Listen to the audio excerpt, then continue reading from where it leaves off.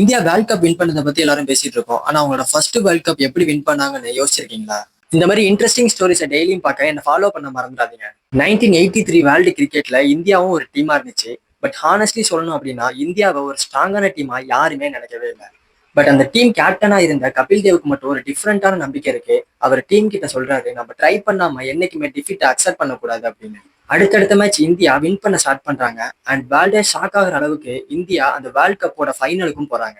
India ஃபைனல்ல face பண்ண வேண்டியிருந்த டீம் மோஸ்ட் டேஞ்சரஸ் டீமான வெஸ்ட் இண்டீஸ். பிகாஸ் அந்த டீம் ஆல்ரெடி 2 வேர்ல்டு கப் வச்சிருந்தாங்க. இந்தியா வெஸ்ட் இண்டீஸ்க்கு 183 ரன் டார்கெட் வைக்கிறாங்க. இந்த டார்கெட்டை பார்த்த உடனே ஃபேன்ஸ் எல்லாம் முடிவு பண்ணிட்டாங்க இந்த மேட்ச் முடிஞ்சிச்சு அப்படின்னு.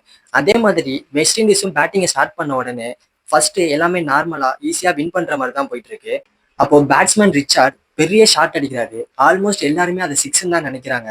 ஆனா ஒரு டீப் ஃபீல்டுல இருந்த ஒருத்தர், அதாவது கேப்டன் கபில் தேவ், சடனா அந்த பாலை கேட்ச் பிடிக்கிறாரு. அந்த ஒரு கேட்ச் மட்டும்தான் மேட்சோட மொமெண்டம் ஃபுல்லா சேஞ்ச் பண்ணிடுச்சு. And then west Indies batsmen 1 by 1 out ஆக ஸ்டார்ட் பண்ணிட்டாங்க. அடுத்த கொஞ்ச நேரத்துல யாருமே எதிர்பார்க்காத ஒரு விஷயம் நடக்குது. அதுதான் இந்தியாவோட ஃபர்ஸ்ட் வேர்ல்டு கப்பை ஜெயிக்கிறாங்க. அது இந்தியாவுக்கு ஜஸ்ட் டிராஃபி இல்ல, அது இந்தியாவோட கிரிக்கெட் ஃபியூச்சரையே மாத்தின மொமெண்ட். சம்டைம்ஸ் இந்த மாதிரி ஒரு சிங்கிள் மொமெண்ட் தான் என்டையர் கண்ட்ரியோட ஹிஸ்டரியவே மாத்திடும்.